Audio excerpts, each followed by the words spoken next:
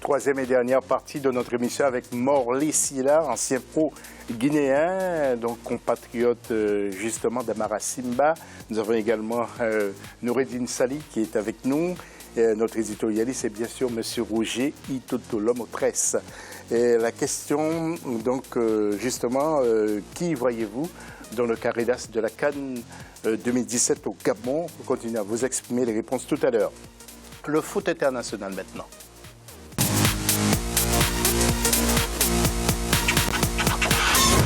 Et il s'agit bien sûr du beach soccer. C'était sur la plage de Lagos, au Nigeria, avec une victoire du Sénégal qui a battu le Nigeria. C'est le score, je crois, de 8-4. Donc vous voyez la carte et vous allez pouvoir repérer le Nigeria qui n'est pas loin du Cameroun. Et le Maroc donc a perdu face à l'Égypte pour la 3e place. Donc vous avez suivi un peu, mon cher Noureddine. Je sais que vous suivez tout. Oui, je suis le beach par le biais d'un ami qui connaît très bien Roger. Tu sais que c'est celui qui s'occupe du beach. C'est Mustapha El Adawi. Oui.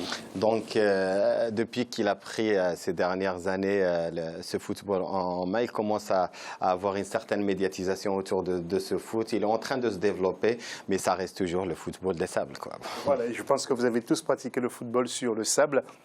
Je peux vous dire bien que c'est très dur.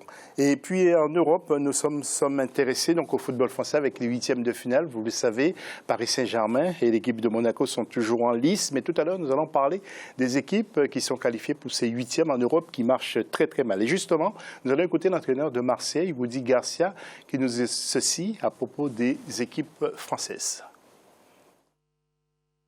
On est obligé, quand on est en France et quand on entraîne, même vous, et même tous je pense les journalistes qui sont supporters olympiques de Marseille, on est obligé d'être derrière tous les clubs français en Coupe d'Europe. Parce que sinon, on va perdre une qualification qui pourrait nous être profitable, etc. etc. Au niveau de l'indice du UEFA, on s'est déjà bien fait rouler dans la farine un petit peu... pour ne pas être dans les 4 pendant quelques années et avoir moins de postes qualificatifs en Champions League. Donc il faut qu'on fasse les meilleurs résultats possibles en Europe, en Coupe d'Europe, que ce soit en Europa League ou en Champions League. Voilà, nous allons voir le tableau de ces matchs avec vous. Messieurs, nous allons apporter quelques mots. Alors, bien entendu, ce tirage au sort avec le Paris Saint-Germain qui reçoit l'FC Barcelone. Il y a également Manchester City qui va jouer contre l'AS Monaco. Ce sera un match très dur. Alors justement, Roger, pendant que nous regardons ce tableau, Manchester City, PSG, Arsenal, Leicester, toutes ces équipes vont très mal en ce moment. Oui, très mal. Mais c'est des grandes équipes qu'on a l'habitude de ce championnat, donc ils sont pas là par hasard. Bon, c'est vrai que Paris qui retombe contre Barcelone, ça va pas être un match facile, mais match aller, tout est possible au parc, parce que bon, le PSG, je vais pas comparer par rapport au Barça. Barça, c'est pas le Barça il y a 4-5 ans, mais c'est une équipe qui aime tenir le ballon. Le Paris Saint-Germain, c'est pareil. Moi, je pense que match aller, tout est possible entre Paris Saint-Germain et Barcelone.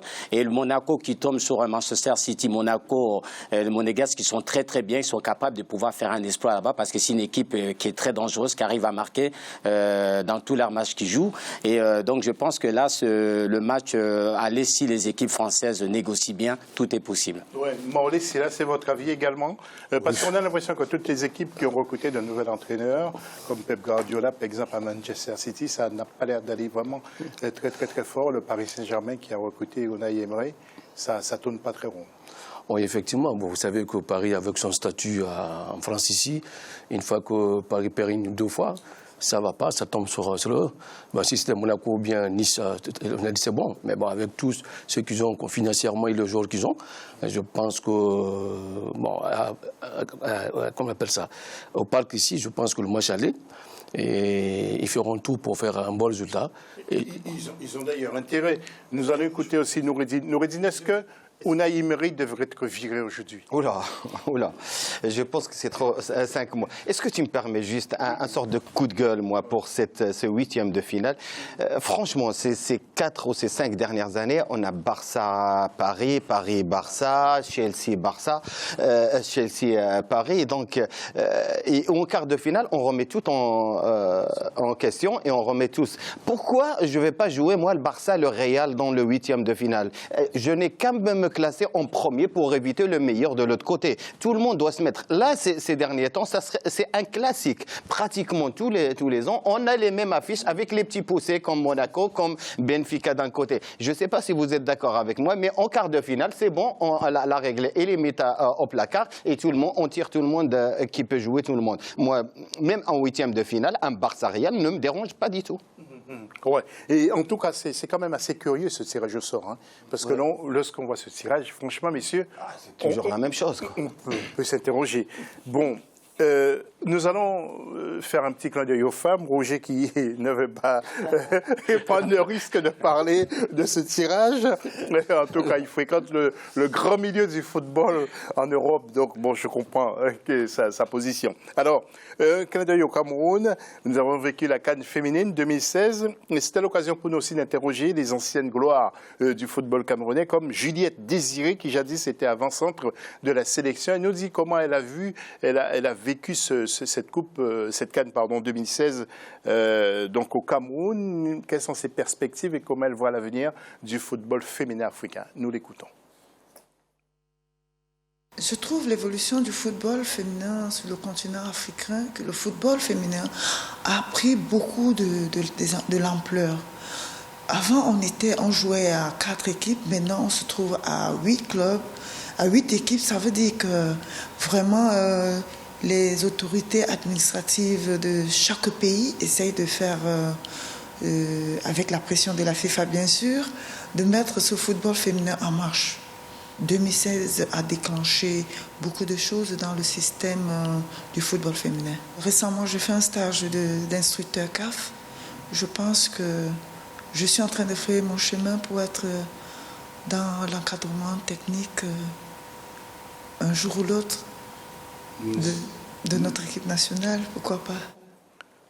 Voilà, c'est une dame peut-être que vous avez connue, Juliette Désiré, vous l'avez vu jouer, Roger, vous avez suivi un peu le football féminin? Oui, on est toujours intéressé par rapport à l'équipe camerounaise. Cette sélection vient de loin, puis ce pays hôte qui a organisé la CAN, ils ont été même en finale, perdu contre une très bonne équipe nigérienne. Mais non, c'est bien, c'est ce que je voudrais qu'il y ait un suivi par la suite, parce que les jeunes... Comment ça se passe le football féminin? Le foot... Non, elles sont là. Je vis jouer. Il y a quelques éléments et malheureusement, il n'y a pas aussi tout autour de cet engouement comme les masculins. Donc, j'aurais voulu, c'est vrai qu'il y a un peu plus d'aide, mais c'est toujours compliqué. Il y a quand la CAN ou les éliminatoires s'approchent, c'est là qu'on commence à s'intéresser au football féminin en RDC. Mais malheureusement, oui, il y a des qualités, mais ça s'arrête là, quoi. Ouais. Pour le moment. Noureddine, au Maroc, comment ça se passe cette évolution? On a vu une belle équipe égyptienne pendant cette CAN, mais est-ce que les Marocaines sont impliquées et s'intéressent au football féminin? Elle s'intéresse au football féminin. Quand on parle du football féminin, il faut parler un petit peu de l'état du football intérieur en général. Quand on a beaucoup de problèmes autour du masculin, c'est pas pour dénigrer le féminin. Je pense que les équipes, quand il y a 2-3 pays en Afrique qu'on a cité, le Cameroun, le Nigeria, peut-être le Ghana, qui sont un petit peu, ils ont une certaine politique sportive autour du football féminin. Je pense que le Maroc a une équipe, mais je pense que si les résultats arrivent, c'est par rapport au groupement restreint autour de cette équipe. Mais pour avancer, c'est vrai qu'il faut une stratégie. Est-ce qu'il y a un championnat féminin? Oui, il y a un championnat féminin, ouais. Il y a un championnat féminin, mais bon, vous savez, c'est pas...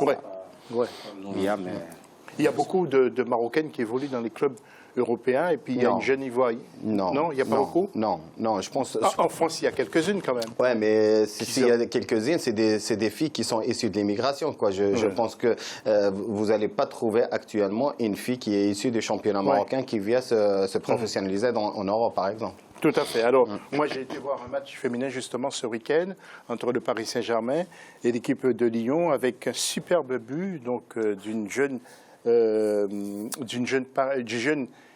originaire d'Afrique parce qu'elle est de la Côte d'Ivoire, c'est Marie-Laure Dely. Une frappe de 30 mètres à peu près qui a trompé la gardienne lyonnaise, 1-0 pour le Paris Saint-Germain. Morlaix, la Guinée-Conakry, au niveau de l'évolution du football féminin, où en sommes-nous? Bon, c'est ce qui pose problème. Moi, j'aimerais bien qu'on s'intéresse à ce football féminin.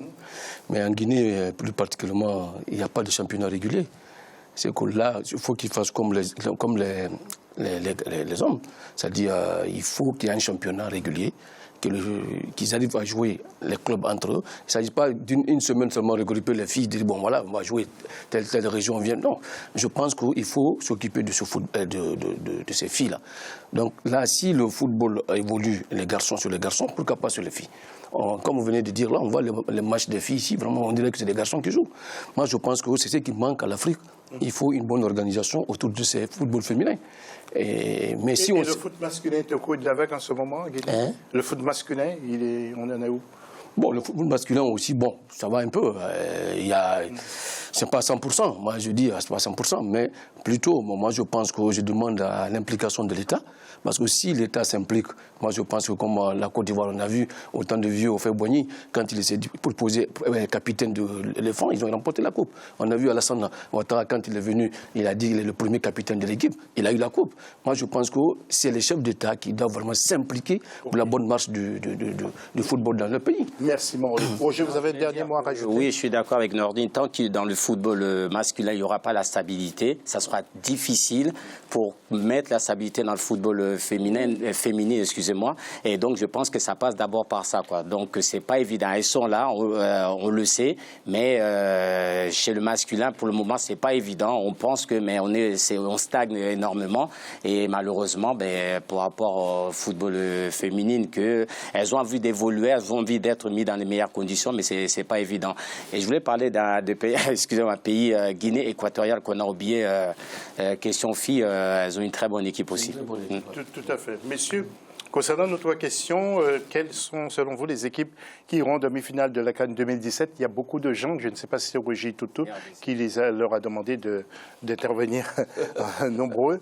Il y a donc Andrin Youro qui vote la RDC, qui nous dit que pour lui, donc il y aura la RDC dans le carré final, il y aura également le Sénégal, l'Algérie et peut-être éventuellement le Gabon, parce que le Gabon joue à domicile, donc on ne l'avait pas noté, mais la personne disait sans substance. Et puis il y a John Kalanga qui nous dit, pour moi, eh bien, la RDC va aller en finale pour cette fois. En tout cas, Roger Toutou, lui, il est confiant et il nous a dit qu'il partirait exactement 2 jours avant la finale de cette CAN. Oui, peut-être, probablement. Et puis, nous allons peut-être lancer un pari pour un seul match dans nos prochaines éditions. Ce sera RDC contre le Maroc. Ce sera le 16 janvier, en groupe C, à 20h à OIM. Donc, il y aura sans doute une dispute entre Roger Toto et Noureddine Sali, nos 2 éditorialistes, le jour de ce match. Nous allons tout faire pour les inviter ce jour-là. Merci beaucoup de nous avoir suivis. Merci Roger, merci Noureddine. Et merci à Morlaix Syllard. On se retrouve en 2017. Bien sûr, pour d'autres émissions. Et puis n'oubliez pas, la CAN 2017, c'est sur Africa 24. Salut, merci encore une fois.